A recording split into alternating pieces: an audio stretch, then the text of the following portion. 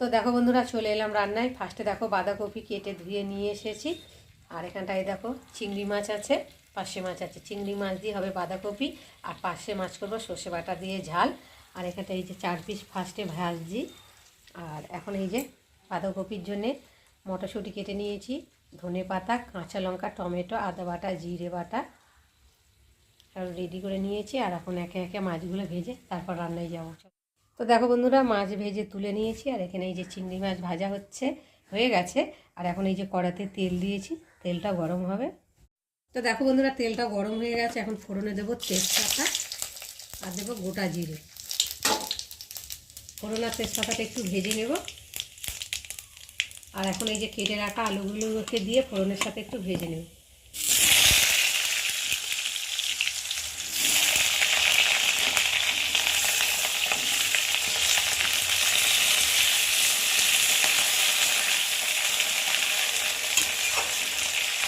তো দেখো বন্ধুরা, আলুটা ভাজা ভাজা হয়ে এসেছে। এখন আমি নুন দিয়ে দেবো, হলুদ গুঁড়ো, আদা বাটা, জিরে বাটা, টমেটো কুচি, কাঁচা লঙ্কা, আর ভেজে রাখা চিংড়ি মাছ।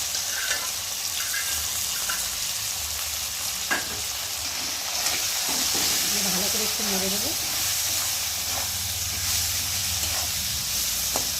আর এখন দিয়ে দেবো মটরশুঁটি।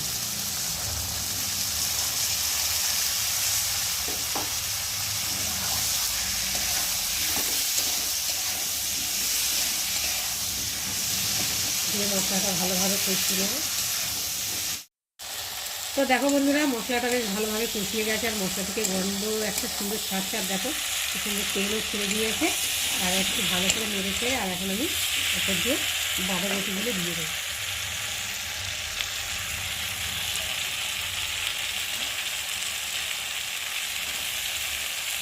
অল্প দিয়ে আরেকটু নেড়ে দেবো, কেন একসাথে দিলে তো নাড়া যাবে না। একটু নেড়ে না দিলে কলাটা লেগে যেতে পারে।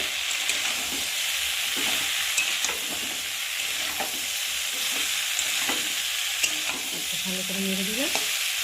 মশলাটা সব সাথে লেগে গেল আর নিচেও ধরবে না। চলো এবার একে একে সব দিয়ে দেবো। অল্প অল্প করে দিচ্ছি, কেননা যে জল যদি থাকে তখন আর কড়া হয়ে যাবে দিতে।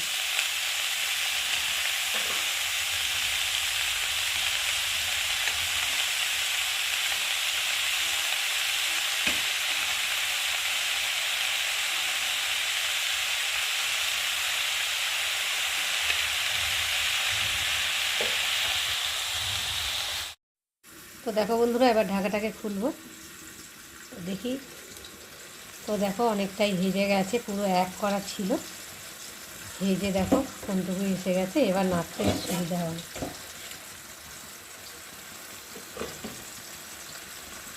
চলো একটু ভালো করে নেড়ে দিই।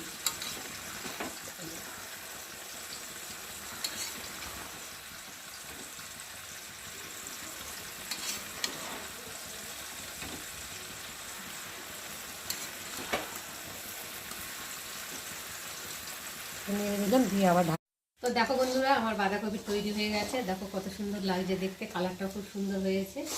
আর আলুগুলো তো দেখো কষাতে কষাতেই আলুগুলো পুরো গলে গেছে মোমের মতো একদম। জল দিইনি আমি, ওই কষাতে কষাতেই সেদ্ধ হয়ে গেছে। ভালো নেড়ে ছেড়ে আর একটু আমি উপর থেকে ধনে পাতা কুচি ছড়িয়ে দেবো। তো বন্ধুরা, আজকে আমার বাঁধাকপির রেসিপি কেমন লাগলো তোমরা কিন্তু অবশ্যই কমেন্ট করবে। আর ভালো লাগলে লাইক কমেন্ট শেয়ার করো। আর আমার চ্যানেলে যদি নতুন হয়ে থাকে চ্যানেলটাকে সাবস্ক্রাইব করো।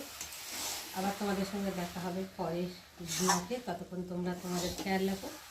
তোমরা আমার চ্যানেলটাকে সাবস্ক্রাইব করতে থাকো আর আমি একটু নাড়তে থাকি।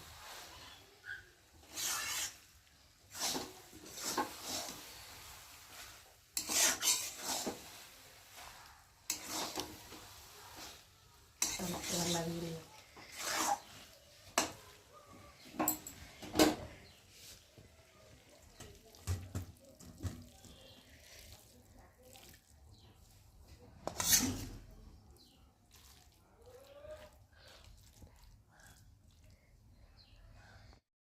তো দেখো বন্ধুরা, রান্না হয়ে গেছে, চান টান করে ঠাকুর পুজো দিয়ে আর খেতে বসেছি। তো চলো ফার্স্টেই ভাত হচ্ছে, দেখো ধোঁয়া মোটা গরম গরম ভাত। আর ভাতের মধ্যে দেখো এই যে আমলকি সেদ্ধ দিয়েছি। আমলকি সেদ্ধ গরম ভাতের সাথে তো খেতে কাঁচা পেঁয়াজ আর কাঁচা তেল আর লঙ্কা দিয়ে খেতে তো ভীষণ ভালো লাগে। তোমরা কারা কারা আমলকি সেদ্ধ খাও ভাতের মধ্যে অবশ্যই কিন্তু কমেন্টে জানিও। আর ভাতের মধ্যে আমলকিটা দিয়েছি, দেখো ভাতটা কেমন কালো কালো মতো হয়ে গেছে, মানে আমলকির কষে। ভাতটা বেড়ে নিয়েছি, দেখছো পুরো একদম গরম গরম। আর এখানটা হচ্ছে বাঁধাকপি রেসিপি তোমাদের সাথে শেয়ার করেছি, আর কেমন হয়েছে অবশ্যই কিন্তু কমেন্টে জানিও। আর এখানটা রয়েছে পার্শে মাছের ঝাল, ধনেপাতা টমেটো দিয়ে সর্ষে বাটা দিয়ে ঝাল। আর এখানটা রয়েছে ডিমের অমলেট, কাঁচা পেঁয়াজ আর গন্ধরাজ লেবু, চাটনি। আর এই ভাত বেড়ে রেডি করে নিয়েছি, আর এখন খাওয়া দাওয়া হবে। তো দেখো বন্ধুরা, মেয়েকে ফার্স্টে খেতে দিয়েছি, মেয়ের ভীষণ খিদে পেয়েছে। তো মেয়ে এখন বাঁধাকপি দিয়ে খাচ্ছে। কেমন হয়েছে বাঁধাকপি? অসাধারণ হচ্ছে বাঁধাকপিটা খেতে। মিনিমাম হচ্ছে বাঁধাকপি যেটা ভালো লাগে রুটি দিয়ে খেতে ভালো লাগে, তো এখন আমি ভাত দিয়ে খাচ্ছি, রাতে রুটি দিয়ে খাবো। আর তোমাদের কাদের কাদের বাঁধাকপি খেতে ভালো লাগে তোমরা অবশ্যই কমেন্টে জানিও। আমার তো অসাম লাগে বাঁধাকপি খেতে। আর বাঁধাকপির রেসিপিটা, বাঁধাকপির রেসিপিটা যদি তোমরা চাও, মানে এরকম ভাবে খেতে চাও না এত টেস্টি ভাবে, তাহলে বাঁধাকপির রেসিপিটা অবশ্যই তোমরা ফলো করো। ওই রেসিপিটা কিন্তু ওয়াও হয়েছে। তো চলো খেয়ে নিই, টাটা। তা কোথায় দেখবে সেটা তো। হ্যাঁ, মৌসুমি অফিসিয়াল চ্যানেলে দেখে নিও। আসলে বাঁধাকপি দিয়ে খাচ্ছি তো ওই জন্য কথা বলতে পারছি না, বাট তোমরা যদি রেসিপিটা চাও মৌসুমি অফিসিয়াল চ্যানেলে যাও, গিয়ে রেসিপিটা দেখে ঝটপট করে খেয়ে নাও। তো টাটা।